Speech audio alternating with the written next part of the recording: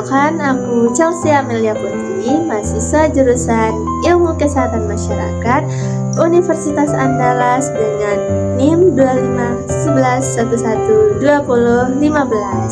Nah, pada kali ini aku akan menjelaskan tentang bagaimana sih peran penting seorang sarjana kesehatan masyarakat khususnya dalam mencegah masalah kekurangan gizi dan bagaimana kita berkontribusi dalam pembangunan bangsa.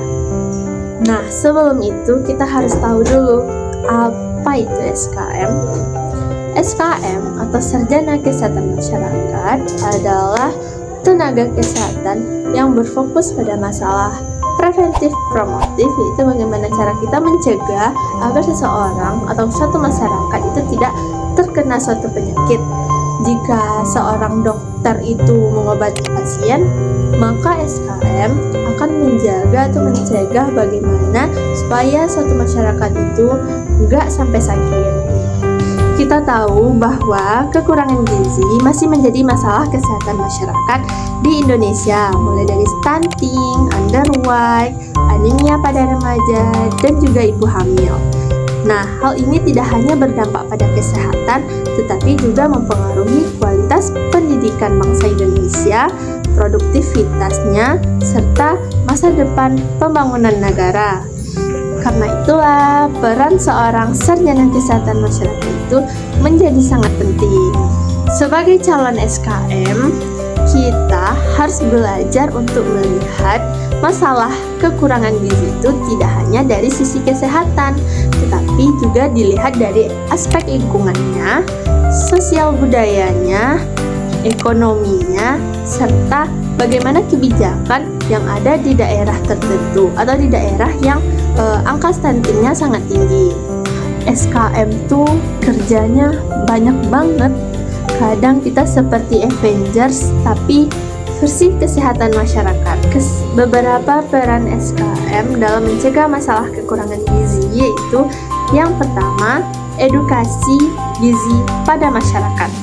Nah, SKM itu akan melakukan atau memberikan penyuluhan kepada keluarga, remaja, bahkan ibu hamil tentang bagaimana pola makan seimbang, makanan lokal, dan juga bagaimana praktik pemberian makanan yang benar.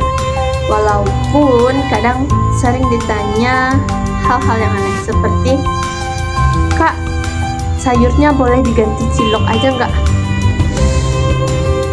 Jawabannya enggak ya, no ya. Nah, itu satu lagi kuncinya, bahwa kita sebagai SKM itu dalam melakukan penyuluhan itu harus ekstra sabar, harus sabar. Kita harus bisa memaklumi hal-hal yang akan terjadi di luar ekspektasi kita. Kedua, pengumpulan dan analisis data. Kita sebagai seorang SKM, sarjana kesehatan masyarakat, akan terlibat dalam melakukan survei masalah kesehatan seperti monitoring gizi balita, dan juga kita akan melakukan identifikasi terhadap suatu wilayah yang beresiko tinggi terkena suatu masalah kesehatan.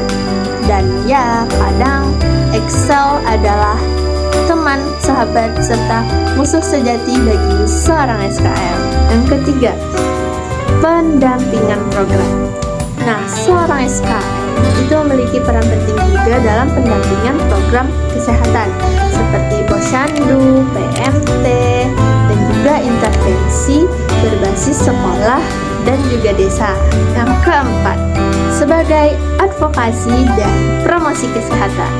Sebagai seorang SKM, mereka itu akan mendorong pemerintah daerah, tokoh masyarakat, serta lintas sektor untuk mendukung program kesehatan yang dilakukannya seperti dalam penanggulangan masalah kekurangan gizi. Jadinya mereka semua akan terlibat sehingga kita bisa mencapai derajat kesehatan setinggi-tingginya. Dengan peran-peran tersebut, maka SKM berkontribusi langsung dalam pembangunan nasional karena sumber daya manusia sangat ditentukan oleh status gizinya. Anak yang memiliki gizi yang baik akan tumbuh lebih cerdas, lebih sehat, dan lebih produktif.